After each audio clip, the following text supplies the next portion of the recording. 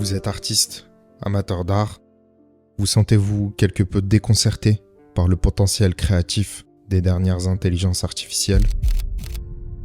Eh bien laissez-moi vous rassurer en vous disant que c'est comme un peu avoir peur des chiens. Une fois apprivoisé, il peut devenir le meilleur ami de l'homme.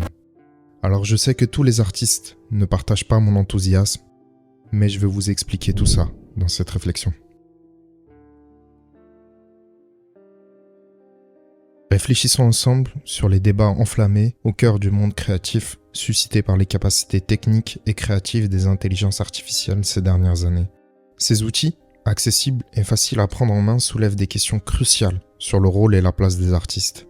Avec de simples phrases ou mots-clés, on peut générer une image avec un minimum de ressources, qui aurait peut-être nécessité des heures de conception et de création pour un artiste. Une chose est sûre, pour les artistes et professionnels du monde de l'art, il est difficile, voire impossible, de ne pas se positionner sur la question. Certains crient à la nouvelle révolution artistique, d'autres au déclin et la stérilisation de la créativité. Vous l'aurez déjà compris, je parle ici des intelligences artificielles génératrices d'images. Ce sont des programmes accessibles en ligne qui génèrent une image à partir d'une description textuelle, ce qu'on appelle un prompt. Le programme est entraîné sur une base de données d'images faramineuses. Et à partir de celle-ci, il va générer notre image décrite précédemment en à peine quelques instants. Par exemple, il suffit que j'écrive « un homme en train de méditer avec une lumière dramatique » pour obtenir ce résultat en quelques minutes. Les IA de ce genre les plus connus sont DALL-E et Midjourney.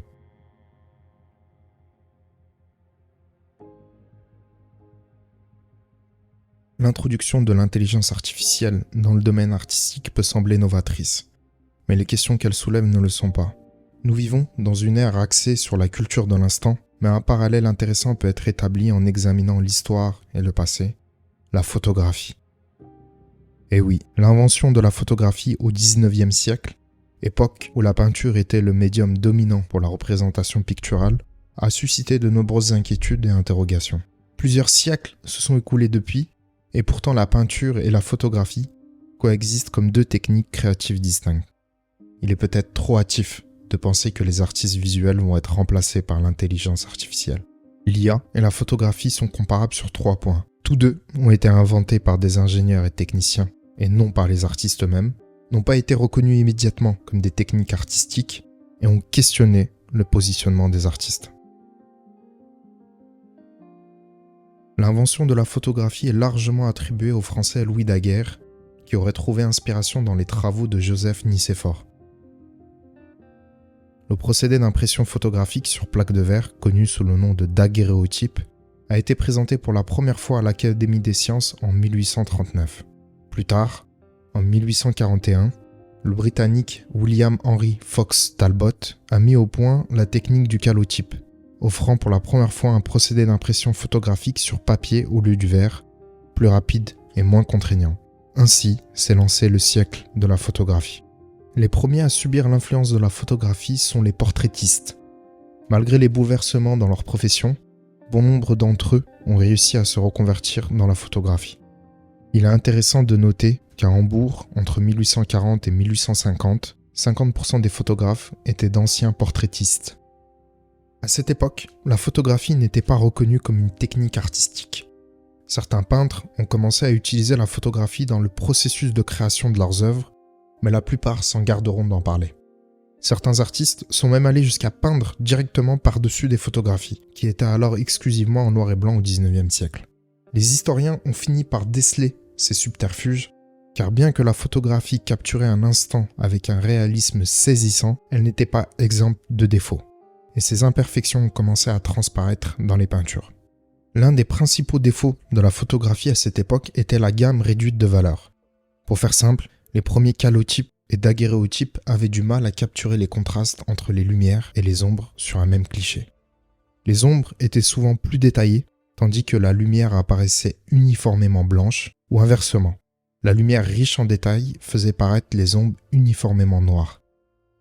Ces contrastes exagérés se reflétaient dans les peintures, qui, jusqu'alors, étaient réalisées à partir de croquis de modèles vivants, et donc de l'œil humain, capable de percevoir une large gamme de valeurs. Chez les paysagistes français, on observait également des halos lumineux autour des arbres, caractéristiques du flou de mouvement dû au temps de pause relativement long de la photographie au XIXe siècle. Les paysagistes anglais accentuaient les détails à l'extrême, peignant chaque feuille et chaque tige individuellement, bien au-delà de l'acuité humaine. On reconnaissait que le réalisme de la peinture se calquait sur celui de la photographie, car il était difficile à l'œil nu de reproduire un paysage en plein air avec autant de détails. En 1850, les premiers photomontages firent leur apparition.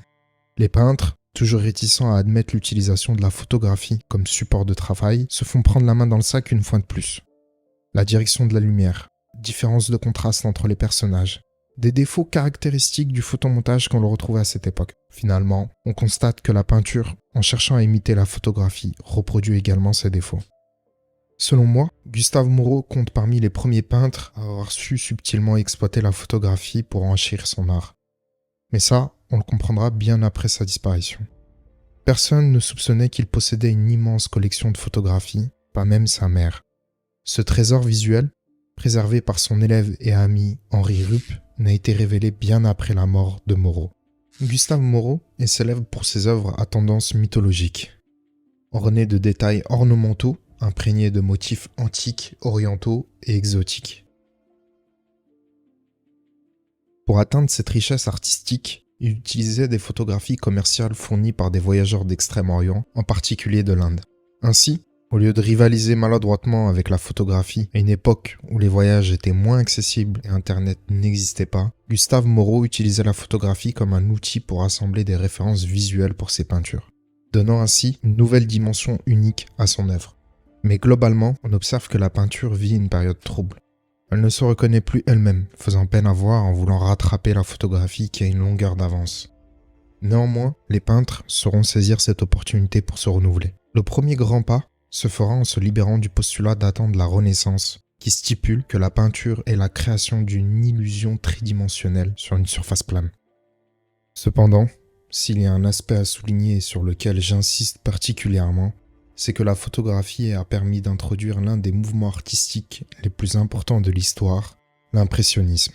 La photographie représente le battement d'ailes de papillon qui a déclenché l'ouragan de l'art moderne.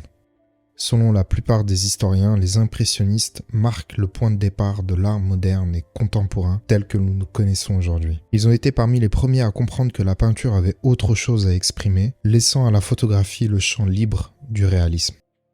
Pendant longtemps, les peintres devaient lisser autant que possible leurs dégradés. Les coups de pinceau visibles étaient perçus comme vulgaires, et la personnalité de l'artiste n'avait pas sa place dans la peinture d'histoire. Les impressionnistes ont délibérément laissé apparaître les coups de pinceau, créant des œuvres à l'aspect inachevé, parfois avec des silhouettes humaines à peine perceptibles au milieu de toutes ces touches de peinture. Ils ont repensé la peinture dans sa globalité, dans sa spontanéité. Plus besoin de représenter chaque reflet dans l'eau ou chaque rayon lumineux pour créer une impression de coucher de soleil. Ils ont épuré la peinture pour en extraire la substance sensible et émouvante. Plusieurs siècles plus tard, ils ont magnifiquement mis en œuvre la parole de Léonard de Vinci, la simplicité et la sophistication suprême. Actuellement, il est ridicule d'opposer la peinture à la photographie. Disons plutôt que l'un ne va pas sans l'autre. À noter, la première exposition dite impressionniste s'est tenue dans l'atelier de Nadar, l'un des photographes les plus renommés du XIXe siècle. En résumé, la photographie a complètement bouleversé l'histoire de la peinture, obligeant les artistes à repenser leur création et leur vision, ouvrant ainsi des voies artistiques que nous continuons d'explorer au XXIe siècle.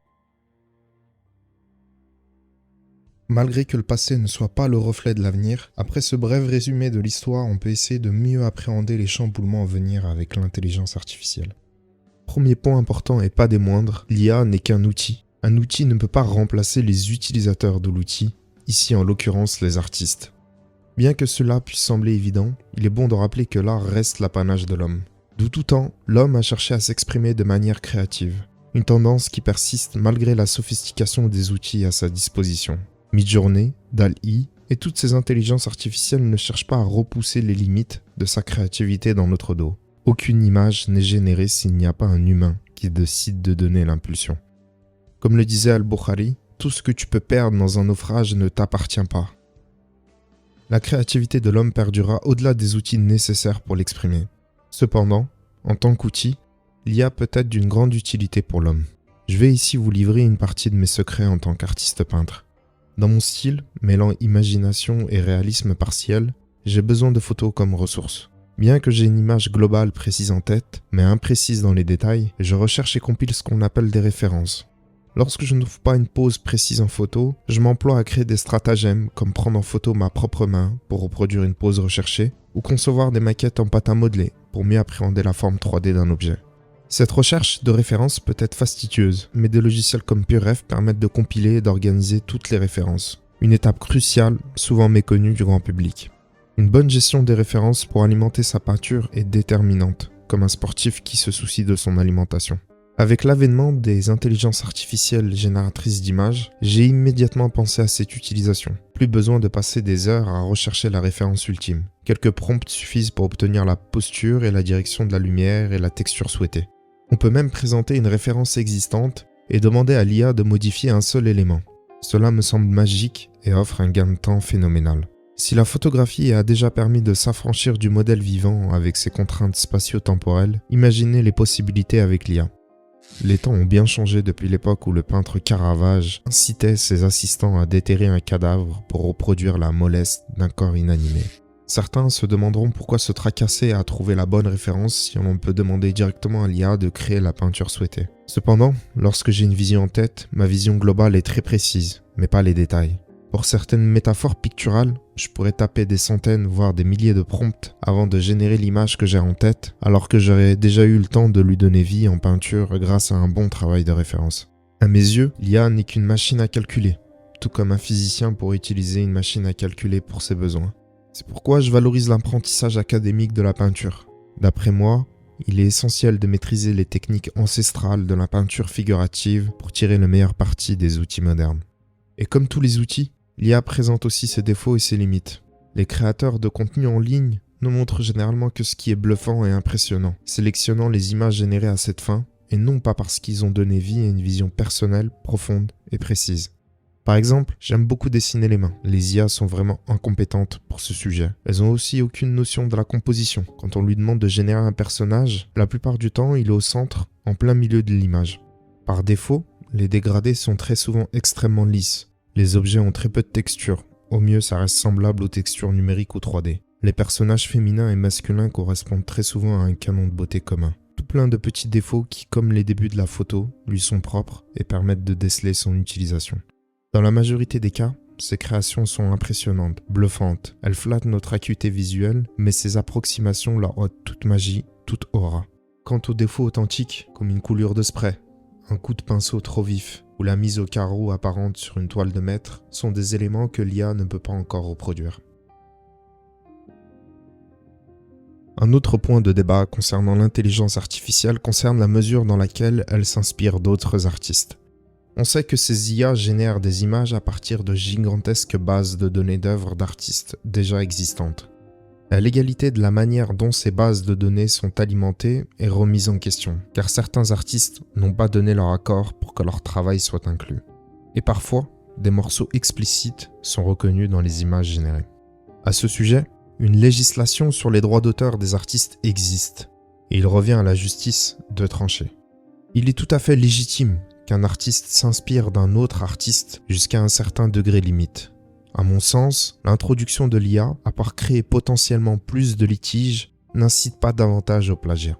Comme le disait Picasso, les bons artistes copient, les grands artistes volent.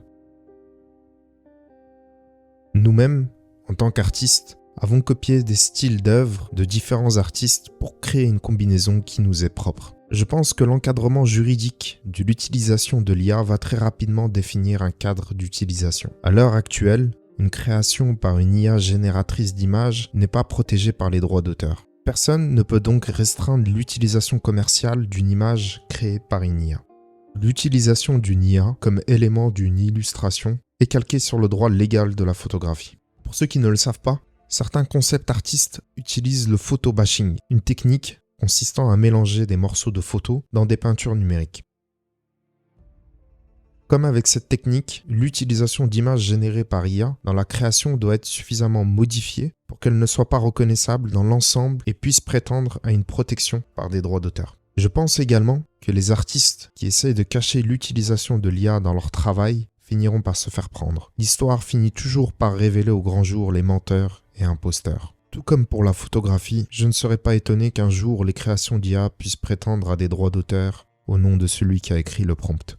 Reste à voir comment les choses vont évoluer, mais une chose est claire, il faut encadrer son utilisation, pouvoir utiliser ces outils en toute sérénité. De même que la photographie a remis en question le rôle des portraitistes, l'IA aura un impact injuste sur une catégorie d'artistes. De mon point de vue, cela risque de mettre fin de manière définitive à l'illustration presse, qui est déjà à l'agonie depuis une décennie. Les illustrateurs et illustratrices jeunesse, les designers graphiques, seront probablement les plus touchés. Je pense également que le milieu du divertissement, notamment le cinéma et les jeux vidéo, sera impacté de manière plus modérée à moyen terme. Il est très probable que les objets d'art soient revalorisés. Dans un monde numérique, attester de la technique, de l'utilisation de la matière, de l'unicité de l'œuvre prendra beaucoup plus de sens. L'IA ne peut pas encore créer d'immenses peintures murales. Peut-être que le seul marché de l'art viable sera celui basé sur l'émotion, le plaisir de posséder un objet unique et authentique.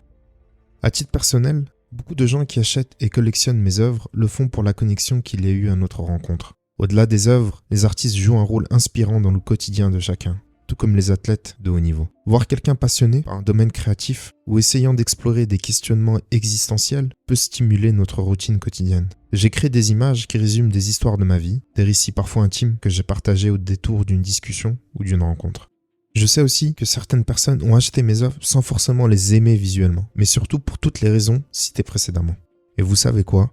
Je préfère savoir cela que d'avoir quelqu'un qui fait appel à moi uniquement parce que je peux répondre à sa commande visuelle précise. Si l'IA convient mieux à son besoin que mon travail, alors je suis aussi satisfait que lui. L'apparition de cet outil me conforte dans ma vision personnelle et introspective de la peinture. Je souhaiterais conclure sur l'idée avancée par Idriss Aberkan. Toute révolution à travers l'humanité passe par 3 phases, ridicule, dangereuse et évidente. Vous aurez compris le parallèle. Il y a seulement 10 ans, il aurait été considéré comme ridicule de parler d'un logiciel capable de créer des images ultra détaillées en quelques secondes à partir de simples mots-clés. Maintenant que ces outils ont vu le jour, on les perçoit comme une menace pour les artistes et la créativité humaine. Il est fort probable qu'un monde existe où l'IA et les artistes visuels coexistent, tout comme l'ont fait la photographie et la peinture. Peut-être que mon optimisme me trompera, que dans quelques années, je ne trouverai plus aucun sens ni utilité à ma passion pour la peinture. Mais le train de l'IA est en marche. Nous sommes obligés de nous positionner. Soit prendre le train, soit tout faire pour lui barrer la route. Ceux qui restent en gare seront les oubliés de l'histoire. Je vous laisse sur une question ouverte à laquelle je vous invite à répondre en commentaire si vous êtes toujours là. Qu'auraient fait les génies de notre passé, tels que Léonard de Vinci, le Caravage, Claude Monet et tant d'autres avec cet outil ?